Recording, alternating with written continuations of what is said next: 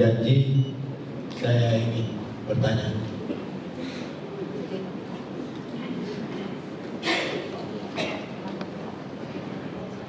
Apakah saudara-saudara bersedia bersumpah atau berjanji?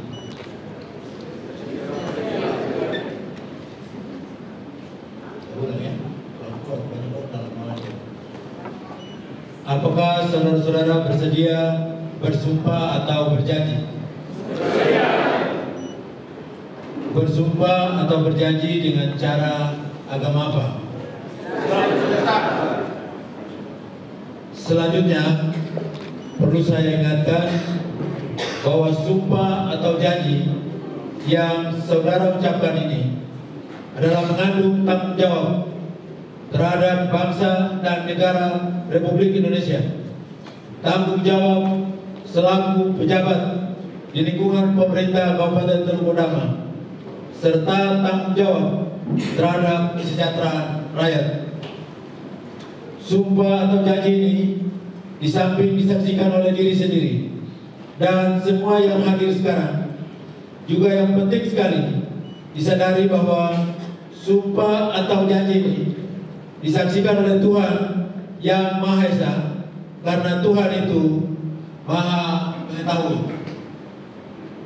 Oleh karena itu, memang manusia hanya dapat mengetahui dari kata dan perbuatan seseorang, tetapi Tuhan mengetahui yang tampak dan yang tersembunyi dalam diri saudara-saudara.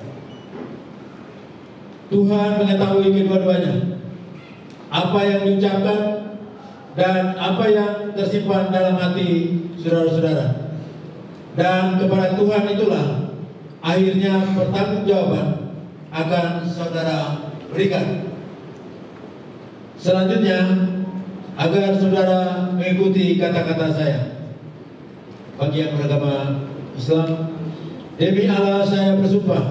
Demi Allah saya bersumpah. Bagi yang beragama Kristen, Protestan, dan Katolik, demi Tuhan saya berjanji. Demi Tuhan saya berjanji. Bahwa saya untuk diangkat pada jabatan di lingkungan pemerintah Kabupaten Teluk Udama,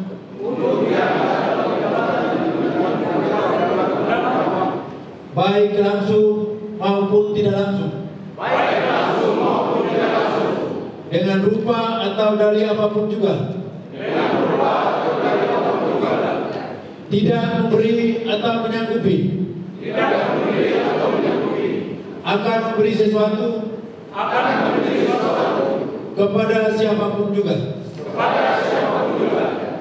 bahwa saya akan setia dan taat kepada ketentuan dan keputusan pimpinan pemerintah daerah dalam melaksanakan tugas di Kabupaten Teluk Udama, bahwa saya akan memegang rahasia sesuatu yang menurut sifatnya atau menurut perintah harus saya rahasiakan, bahwa saya tidak menerima hadiah atau sesuatu pemberian berupa apa saja dari siapapun juga yang saya tahu atau patut dapat mengira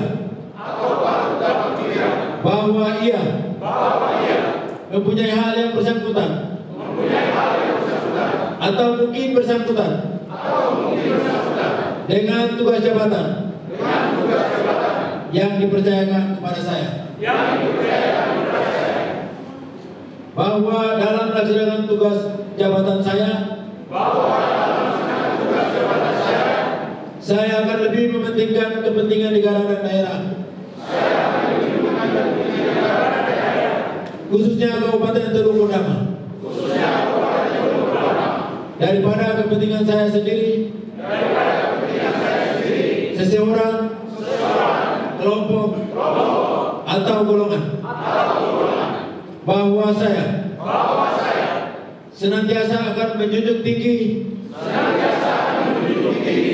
kehormatan negara dan pemerintah, khususnya pemerintah daerah Kabupaten Teluk Benam. Bahwa saya akan bekerja dengan setia, jujur, tertib, cermat, dan semangat untuk kepentingan pemerintah dan masyarakat di Kabupaten Teluk Benam. Bagi yang beragama Kristen, Protestan, dan Katolik, kiranya Tuhan menolong saya.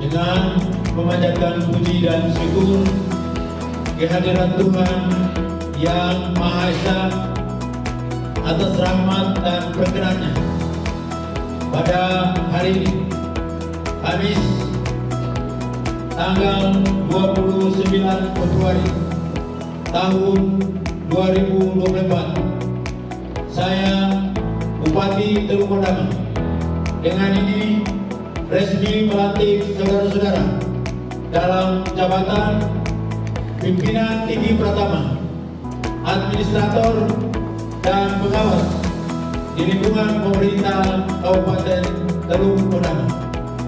Berdasarkan surat keputusan Bupati Teluk Benam nomor SK 821.2/19 tanggal 29 Februari tahun 2024. Saya percaya bahwa saudara-saudara akan melaksanakan tugas sebaik-baiknya sesuai tanggung jawab yang telah diberikan di atas pundak saudara-saudara. Semoga Tuhan beserta kita.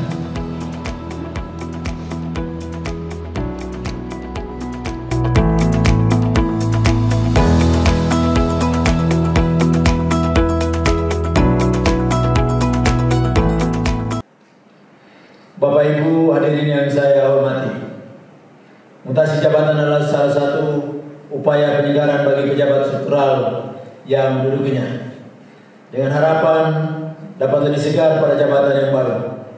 Sedangkan promosi jabatan adalah salah satu bentuk penghargaan yang diberikan pemerintah kepada pegawai negeri sipil yang telah memenuhi beberapa persyaratan tertentu. Dengan demikian, jabatan bukanlah hak, tetapi merupakan amanah dari pemerintah yang berisi serangkaian tugas dan tanggung jawab yang harus dilaksanakan dan dipertanggungjawabkan. Berkaitan dengan hal itu, maka beberapa hal yang perlu saya tekankan kepada saudara-saudari yang baru dilantik adalah sebagai berikut. 1. Pelajarilah seluruh aturan yang merupakan dasar pelaksanaan tugas, mulai peraturan bupati, peraturan daerah, dan peraturan perundang-undangan lainnya. Dengan dipahaminya aturan tersebut, diharapkan dapat mempermudah pelaksanaan tugas dan menghindarkan kita dari permasalahan-permasalahan hukum. Yang kedua, segera melaksanakan konsolidasi, pupuk dan pertahankan semangat kebersamaan terhadap seluruh pegawai yang ada di lingkungannya untuk pelaksanaan program dan kegiatan tahun anggaran 2024. Sebagai pelayan publik dan bukan pihak dilayani, berikanlah pelayanan prima kepada masyarakat layan masyarakat dengan baik, sepenuh hati, setulus hati, dan bukan sesuka hati, tetapi tetap harus mengedepankan kehati-hatian. Keempat, melaksanakan fungsi-fungsi kepemimpinan dengan tetap melakukan konsultasi ke atas serta koordinasi ke samping sehingga terjadi sinergi terhadap pelaksanaan tugas-tugas pemerintahan. Yang kelima, tertib administrasi adalah asas utama dalam pelaksanaan pemerintahan saat ini, sehingga kegiatan yang dilaksanakan benar-benar akuntabel atau dapat dipertanggungjawabkan. Oleh karena itu, agar selalu tertib dalam pelaksanaan administrasi kegiatan. Yang keenam, evaluasi kinerja pelaksanaan tugas jabatan akan dilakukan setiap 3 bulan dan hasil evaluasi akan menjadi catatan tersendiri dan bahan pertimbangan untuk mutasi, rotasi, ataupun demosi. Untuk Bapak Ibu yang dilantik, kami berharap dapat melaksanakan tugas di tempat yang baru atau mungkin yang baik promosi maupun demosi. Nah, tentunya ada penilaian. Saya ingin sampaikan masih ada eselon 3 yang malas kerja. Dan itu kita tahu. Tapi dipertahankan untuk belajar dulu. Kalau 2 bulan, 1 bulan ini tidak kerja lagi, kami harus lakukan pergeseran. Ya, ada pejabat eselon 3, 4 yang tidak kerja, tapi terima gaji terus. Bapak Kepala Dinas, saya minta laporan setiap bulan pimpinan OPD. Kita punya tanggung jawab untuk mengabdi bagi bangsa dan negara dan terutama kepada rakyat. Jabatan apapun. Jadi kita tunjukkan bahwa kita ada di mana, kita bisa mengapresiasikan berbagai gagasan, ide yang bisa kita lakukan situ. Tidak usah pikir yang besar-besar, tapi bisa melakukan sesuatu yang kecil saja. Itu sudah memberikan kontribusi kepada daerah dan kepada masyarakat. Saat dipindahkan Bapak Bupati Torei dari Bapeda ke kepada masyarakat, banyak teman-teman Bapeda di provinsi dan berbagai kabupaten menanyakan itu. Mengatakan Bapak Bupati selayaknya naik, bukan pindah. Tapi saya bilang, saya akan buktikan bahwa di tempat apapun kita bisa lakukan sesuatu. Dan di pemberdayaan masyarakat, dana desa yang bertahun-tahun 8 miliar bisa naik dari 10, naik dari 18, naik dari 37, dan saya tidak tahu sekarang berapa. Itu aturan, setelah kita pelajari aturan. Karena dana desa itu dalam, saya lupa pasal berapa Pak Nabas, disampaikan di situ bahwa besaran dana desa itu 10% dari dana perimbangan setelah dikurangi DAK. Itu peraturan sebelumnya. Tetapi pada Undang-Undang 6 begitu keluar, itu pasal sebelumnya, saya lupa di pasal berapa, tapi butir 1 mengatakan besaran dana desa adalah 10% setelah dana perimbangan setelah dikurangi DAK. Tapi item kedua mengatakan bahwa daerah yang tidak mengalokasikan 10% dikenakan sanksi pemotongan dana perimbangan sebesar yang tidak dianggarkan. Maka kami menyiapkan dokumen lengkap dengan semua pertimbangan, kita sampaikan kepada DPR saat itu dan DPR menerima, dan itulah anggaran dana desa naik dari 10 miliar, 8 miliar jadi 10 jadi 18 jadi 37. Kita tunjukkan bahwa kita bisa di tempat apapun kita bisa lakukan sesuatu. Saya ajak Bapak Ibu sekalian, mari mulai berpikir, berinovasi, mencari gagasan untuk melakukan. Jangan pikir yang terlalu besar, nanti kita susah. Tapi apa yang bisa kita lakukan, itu yang kita lakukan. Saya percaya Bapak Ibu dapat mampu untuk melaksanakan tugas ini dengan baik. Tugas yang diberikan kepada Bapak Ibu dengan baik. Ya. Rata-rata penempatan orang dalam jabatan itu berharap membantu supaya ada peningkatan. Mari tunjukkan kapasitas saudara-saudara untuk bisa meningkatkan kualitas dan capaian kinerja, capaian tujuan program yang ada di masing-masing OPD.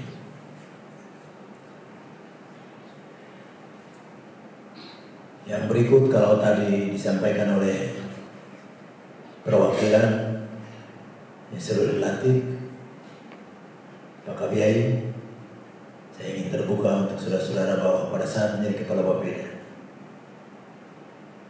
itu sebagai staf dan beberapa orang saya ajak untuk pergi sekolah, lain mundur. Mereka dua ini saya panggil dan saya sampaikan pergi sekolah. Satu harus ambil perencanaan, satu harus ambil keuangan. 10 tahun dari pulang sekolah harus jadi pimpinan. Sekarang 12 tahun. Kenapa 10 tahun? Masa 10 tahun itu masa di mana mereka meningkatkan. Harus saya cuma buka pintu yang akan membangun kapasitas diri mereka sendiri. Itu ada kapasitas diri itu adalah mereka sendiri. Juga kepangkatan, syarat kepangkatan. Kepala dinas saya harap bisa membina 1-2 staf dari staf mereka, terutama anak-anak Mondama, dibina supaya bisa siap menjadi generasi-generasi penerus di Kabupaten Teluk Mondama. Dari total 200 lebih ya, 200 berapa ya? 219 yang dilantik hari ini itu 72%, 70% lebih anak-anak Papua.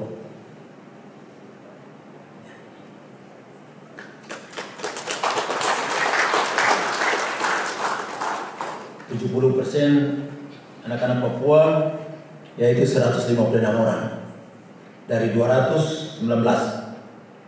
Sisanya yang non-Moab 63, 21 atau 22%. Jadi jangan orang bilang tidak ada perhatian terhadap anak-anak Papua. Kami terus perhatikan. Satu catatan untuk anak-anak Papua, anak-anak Mondama. Tahun 2001 saya dan Pak Wakil buka kesempatan. Siapa yang mau sekolah? Yang S1 ambil S2, yang S2 ambil S3.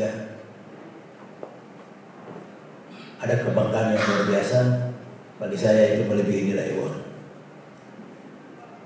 Saya bersama Pak Wakil memiliki target di tahun pemerintahan yang pendek ini, kalau anak-anak Mondama mau sekolah, kami berharap ada 5 orang yang pergi ambil doktor. Dan kalau mereka pulang, saya dan Pak Wakil bicara. Pada saat ada upacara, mereka dipanggil berdiri di depan situ. Sebut namanya. Dokter siapa, dokter siapa, dokter siapa. Supaya kita semua bangga. Dan itulah tiang-tiang pilar yang kita siapkan untuk ke depan.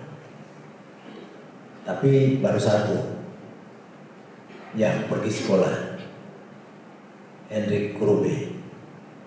Maaf ya, Bapak tidak sempat ikut wisuda. Hendrik coba berdiri. Adakah tidak? Oh, tidak hadir. Tidak ada urusan. Yang lain, kami berharap bisa sekolah. Pendidikan itu penting ya. Kami yang sudah tua ini tidak sekolah lagi. Adik-adik kamu yang sekolah.